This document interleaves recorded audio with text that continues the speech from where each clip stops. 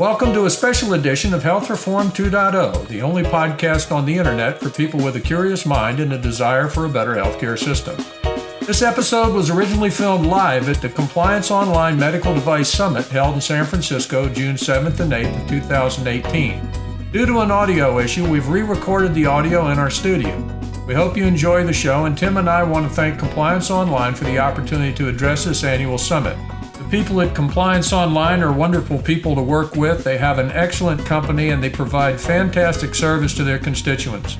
Everyone we talked to at the conference had nothing but good things to say about ComplianceOnline. We hope you'll check them out, and we do hope you like the show. I am going to go ahead and introduce our first two speakers to the stage. After spending billions of dollars, our healthcare system is still not fixed. Let's kickstart today's session with a keynote by Tom Hooker and Tim Henning.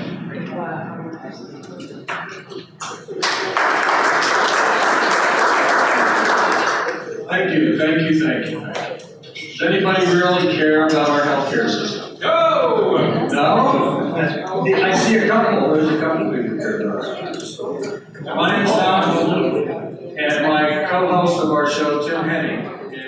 We are the co-hosts of Health Reform 2.0, which is the only podcast on the internet for people with a curious mind and a desire for a better healthcare system. Today, we're going to talk to you about why the government hasn't been able and can't fix our healthcare quagmire. Now, this whole concept was conceived as a result of my involvement in the ACA a number of years ago. At the end of the process, when the ACA was passed, I just couldn't figure out how we got to the point where so much of what we believe about our healthcare system is so provably wrong. I wrote a book to document my own journey of discovery and to understand the where, when, how, and why we got to where we are. This led me to a deeper understanding of the myths and problems. From that exercise came an idea of what we need to do to actually get the solutions we need and want. We have figured out why the government can't fix healthcare and the things we need to do to get the healthcare we need cost effectively and efficiently.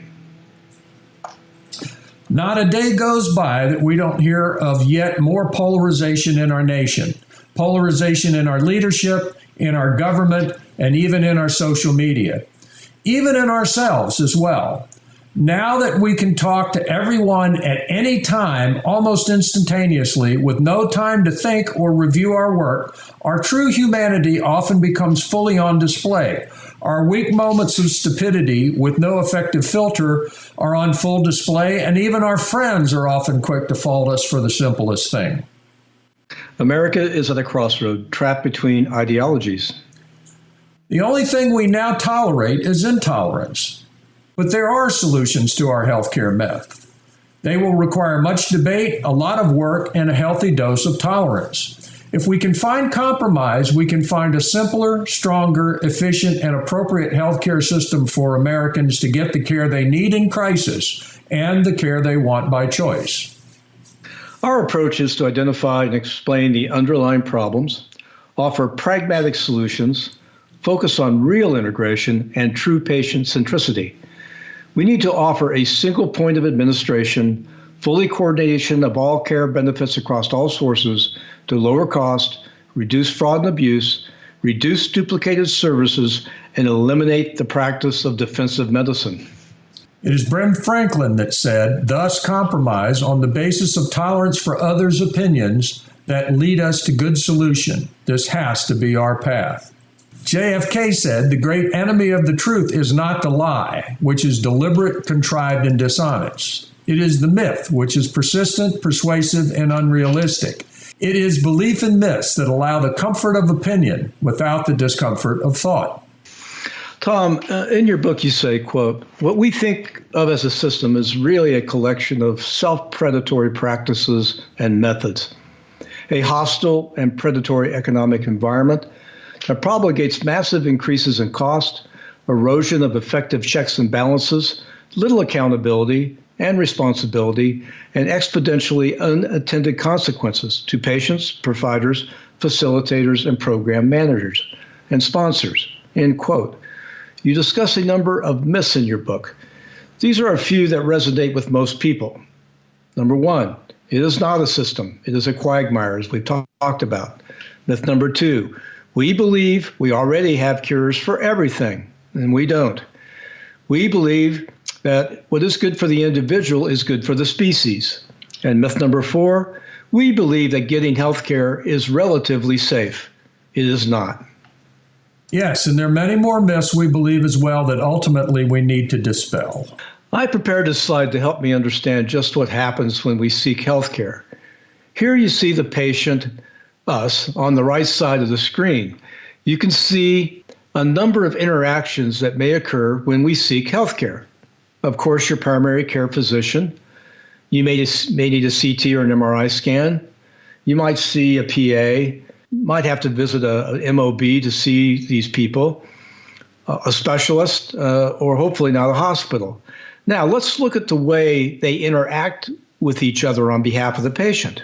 You'll see that the patient is held outside of most of the interactions. We've actually had to develop a set of laws that allow the interactions between the various people in one care group or another. And the patient is literally left mostly out of the loop. From visiting to testing to treatment to payment, the patient is never the focus of the transaction, other than being the problem that the system is solving for.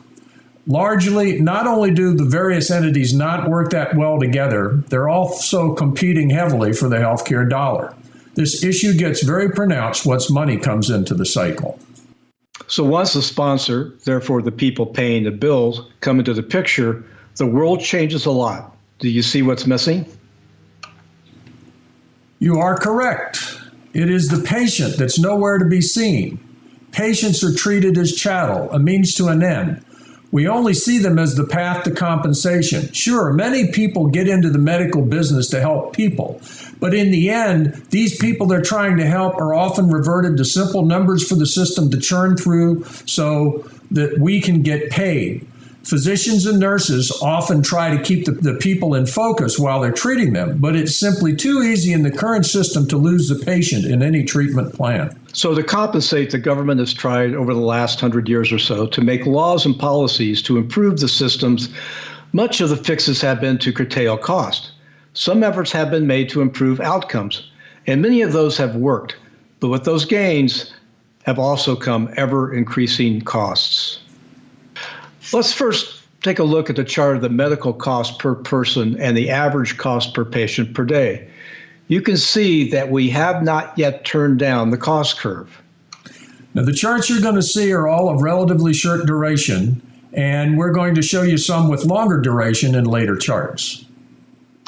Let's look at the chart of the total Medicare and Medicaid spend from 1964 to 2018. Tom put this slide together, so Tom, can you comment on this, please?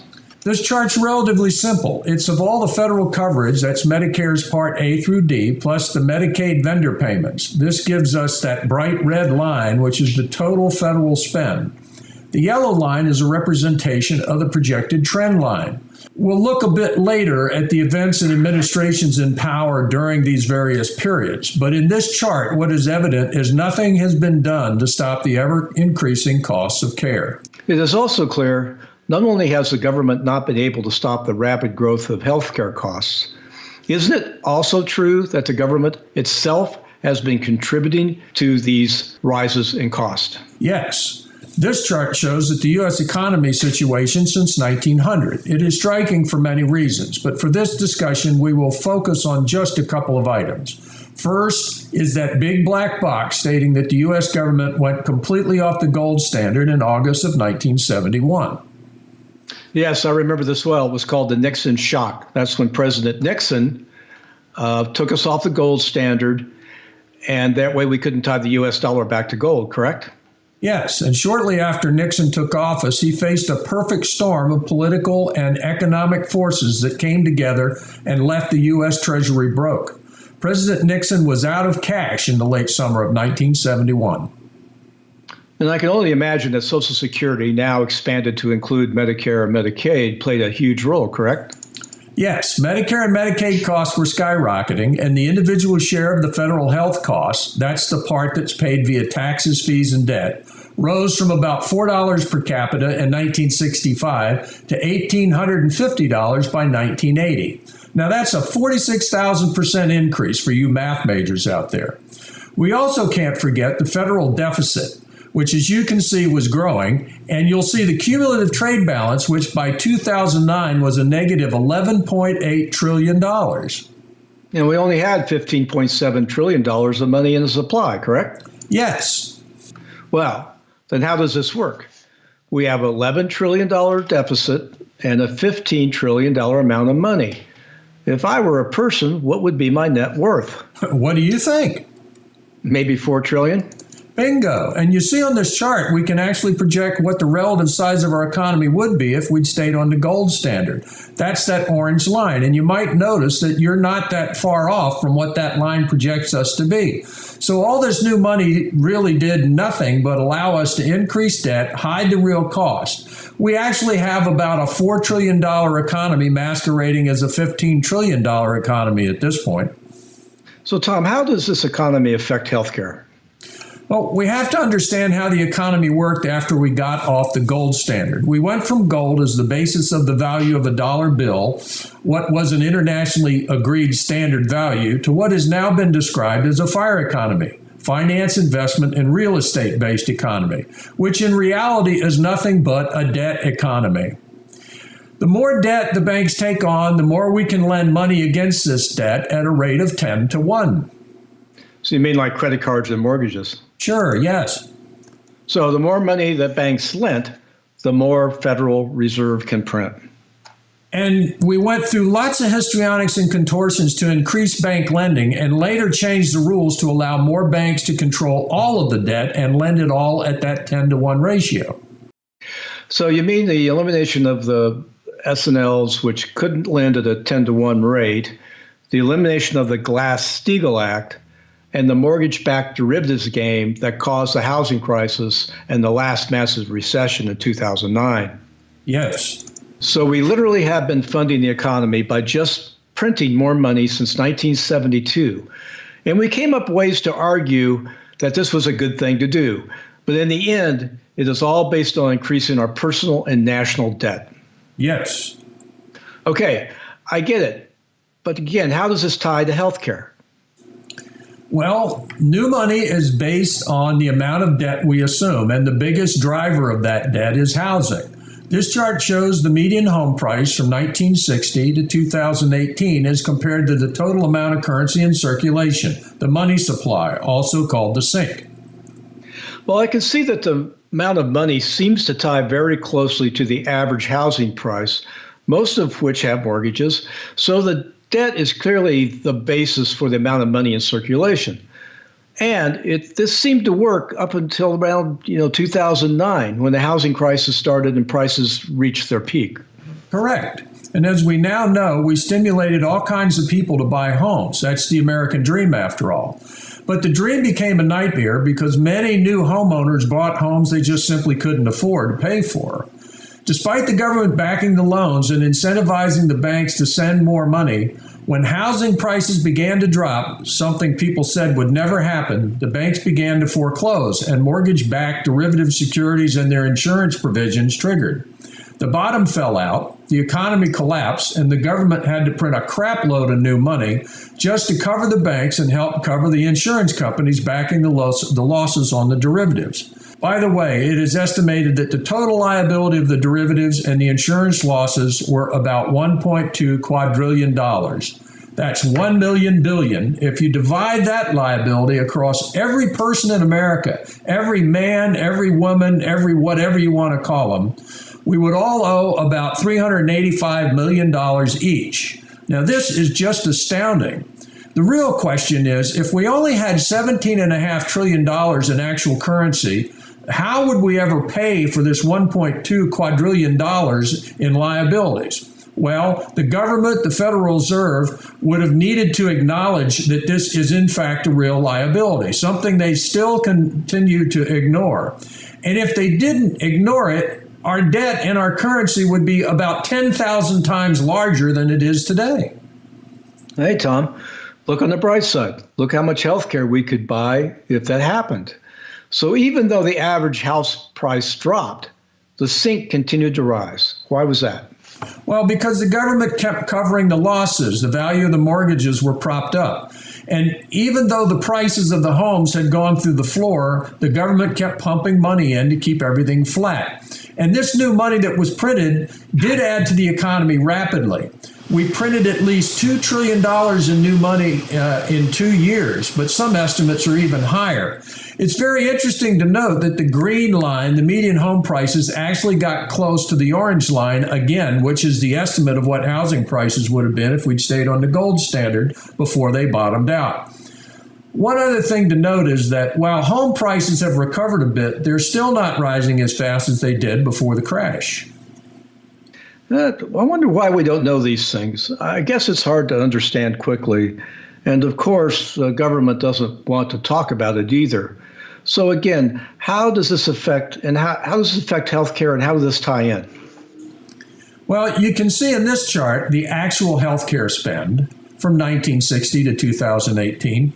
And I can see, again, healthcare costs are rising almost 1-for-1 with the sink. So clearly there must be a direct relationship between the amount of money we printed because of our debt and the amount of healthcare we are buying because we have this new money, correct? Correct. And you can still see the flattening of the curve between 2009 and 2013, which was a direct result of the lack of free cash in the marketplace due to the recession. And the fact that all that new money we just spoke about didn't really make it into the economy. It was bound up covering the banks and insurance companies' potential losses. So we print more money because we take on more debt, and we are increasing healthcare costs because we are printing money out of thin air to pay for the healthcare costs. Yep, it's kind of like supply and demand, Tim, in a very perverse way. And again, in this market, supply leads demand around by the nose. What about other things in the economy? Are there more that work like this? Well, no. If you look at the chart we just put up on the screen, this is just a few of the many things we charted when we did the original study a number of years ago. You can see that there was a slight inflationary reaction, but there's not the one-to-one corollary between the sink and the other costs in the economy the way you see it in housing and healthcare. Is there any policy or party that has been better at curbing these costs and reducing costs? As you can see, not really. The economy's been oscillating just as it has for the last 100 years. The exponential curve you can still see is there, and the government programs we've created have actually contributed to the rise in care, due into large part how they're built. So one big thing that we talk about is that is driving healthcare costs or drug costs. Can we take a minute to talk about that? Sure. So you can see on this chart the effect of what a retroactive rebate does over time to pricing. We're going to price out a mythical pill. Now, just to remind people, and maybe as new information for people in the audience that don't know this, the federal government has a mandatory federal rebate program on drug prices that gets paid back to the government based on any drug that's purchased through a federal program. The way this rebates are paid is on the purchase made of drugs and programs in the prior year based on what's called the wholesale acquisition cost, also called the WAC. The government gets this mandatory rebate back ranging from about 16% to over 50% of the WAC price of the drug, depending upon the drug. In this example, we're going to price out an initial product at $5 a pill. And all we do is have to pay a 10% rebate each year, paid back to the government out of our sales. Every year, the cost of this product is going to rise. And as the new rebates are assessed, you can see that the cost of pill rises exponentially over time. If we price the product over Medicare's infinite horizon, it's going to cost us more than $12,000 in 75 years. And that's if we do nothing else. That's just how the math works. And it's not just drugs that have retroactive taxes, fees, and costs that flow back to the government and healthcare. We have Obamacare taxes on insurance, assorted fees on services, and many, many others. All of these, just by their very math, will increase prices each year and every year. And they are compounding on themselves. So they become exponential curves as well. Yes, you're doing very well, Grasshopper, under my tutelage. Next time, I'll have to bring on the stage a pebble so I can see if you can snatch the pebble from my hand, then we will know you've completed your training. And it's not, Grasshopper, just these kind of costs. The government itself lives on bureaucracy, more paperwork and more compliance, and all of that stuff adds up to even higher prices. You know, Tim, when we first started to categorize treatments in order to determine what we were going to pay for services, we set up things called DRGs in 1983, but then we only had 467 of them. And as many of you know, today we have ICD-10 codes, and there are upwards of 68,000 of them today. Here are a few of our favorites. One of my favorites is V97.33XD, sucked into a jet engine, subsequent encounter. And Tim, I've never been sucked into a jet engine, but I'd love to figure out how if you were sucked into a jet engine, there would be a subsequent encounter. I don't think that code will ever be used. Hey, Tom, how many times have you been struck by a duck? Well, as you know, I grew up on the Chesapeake Bay, and I grew up learning to hunt and trap and fish and spent many a winter hunting ducks. And I'm proud to say in my entire duck hunting experience, I have never been struck by a duck. But I think you also understand me well enough to know that if I was in danger of being struck by another duck, what do you think I would do? Think you'd duck. Yes, I would duck. And for those of you watching the video, you can see just how ridiculous these things are. And it's not just the administrative cost and math problems either. We are continuing to improve outcomes and extend life. We need to remember that just the extension of life also is raising the lifetime cost of healthcare. As you can see on this chart, as we extend life, we are increasing the incidence of diseases that we see in old age. Things that my grandfather's generation didn't see very much in 1872. When he was born, his expected lifespan was about 46 years old. Today, it's about 78 years old, and we now have a systemic problem in 2018. This chart shows that 80% of lifetime healthcare costs is spent in the last 5 years of life. But more importantly, it shows how much is spent on life care. The stuff we need to stay alive and productive, that's the green area. The quality of life, the things we want in order to feel better and be happy. And as we age, the one side of the equation becomes more costly to treat and is also becoming a larger and larger percentage of our spend. Yet another piece of our perfect healthcare storm. You know, Tim, we also need to understand that our current system doesn't differentiate very well between needs and wants. We're an equal value entitlement culture at this point. But this is not all that's wrong with the government intervention.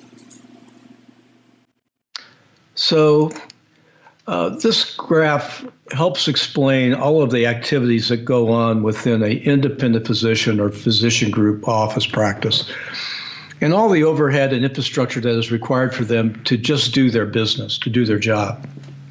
Charting, electronic health records, pre-authorizations, denials, IT issues, IT expansion, fighting with the payers and hospitals, office staff creep, and now MACRA. And all this does is add up to increased cost. And here's the problem. Doctors are not paid to have long conversations. My physician told me that if she does not see a patient every 5 minutes, they lose money. It is easy, frighteningly easy, to forget the patient. And all this does is add up to patient confusion, disengagement, and declining outcomes. Healthcare is literally getting more dangerous. So why can't we just let doctors be doctors? Well, why can't we develop integrated tools that put the patient truly in the center? Focus first on facilitation and communication, working as virtual care groups and eliminating silos. Let's put the patient at the center of the healthcare universe. Not a silo-driven, patient-centered care system that falls apart as soon as they go out of the network. A system where all communication and transactions are centered and routed through the virtual patient. This diagram was prepared during the hearings for the PPACA and presented in various forms numerous times during those hearings. Even a beginning system designer is going to understand that this is just not a system. Now, we think we found a way to redefine our approach to solving for a better, more effective healthcare system. We believe we can do this within the framework of existing practice and political environments. And like any good system design, step one for us was to organize around similar use cases, practice, and economic models. We see 4 legs to any effective healthcare stool. First and foremost are the patients, which we'd like to soon call participants. These are people that need care. The second is facilitators. Facilitators are people that help people find the care they need and find the avenues to get paid and do the interface and communication between all the legs of the stool and the patient. The third is providers, the people that actually provide the care, including doctors, pharmacists, therapists, nurses, nurse practitioners, and anybody else actually providing care in the cycle. And finally is the sponsors, the people that pay for the bill. They include federal, state, local philanthropies, and many, many others. In the end, we are stuck in a non-system quagmire, and this approach will bring order to the chaos. We need to have 2 different approaches to delivery of care that are combined by a center point of administration. That is the green area in this chart. They have to coordinate all care and all benefits across all available sources. With the patient truly in the center, then all people treating or assisting the patient are in the patient's virtual care group. First and foremost, we need to focus on effective communication among everybody in this virtual care team. Let's start by making sure the left hand knows what the right hand is doing. We need one system to focus on life care, the care that keeps us alive and productive. It should be a regulated reimbursement system focused on effective, efficient, and affordable care. It should be the same care for all, rich or poor.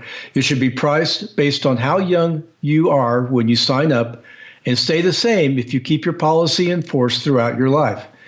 It should also be the core of our safety net. No networks, no copays, no deductibles. The government can pay our premiums if we fall into fiscal problems or if we are declared disabled. Then the government can pay the premium. No borders, fully transportable, and since all base policies are the same benefits basis, then the prices will be very close for any insurer's base plan offering. We also need to have a quality of life system where we can purchase the additional care we want.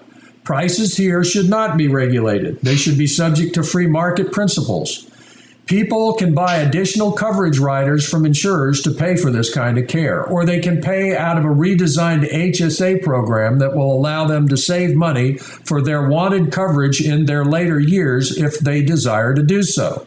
HSAs can work in both markets. Employers will receive incentives to provide monthly stipends to go into HSAs to pay premiums or save for quality of life coverage later on. Employers can get out of the healthcare business as we know it today. The quality of life system is a true value-based purchasing system, not a contrived government-sponsored definition where value is somehow defined as the cheapest price for effective treatment that the government is trying to push on us today. Value should never be based on governmental definitions. Values to me may be very different than values to you, or we're going to end up with a regulated system that rations the care we need or denies us access to the care we want. This system puts the patient-provider relationship back on track and gets everyone else out of the process. It makes a virtual team of all people helping the participant gain the care they need and the care they want. It is simple, efficient, effective, and will put an accurate view of what we spend for care. We can also understand the value of what we are gaining from care, and it will lower costs significantly by eliminating a large portion of duplicated services, fraud, and abuse. We hope that we've given you some information to help you understand why the government can't fix our healthcare system. There's a lot more available on our website, www.hr-20.com. Our podcast and YouTube show take you through a lot more information about where we have been and where we are now and why healthcare needs more reform. Our white paper, available on our website, has more detailed look at what we need to do to get the healthcare system we need while preserving the choice to get the additional care that we may want. We thank you guys for listening to us today, and we will be looking forward to taking your questions in the next segment.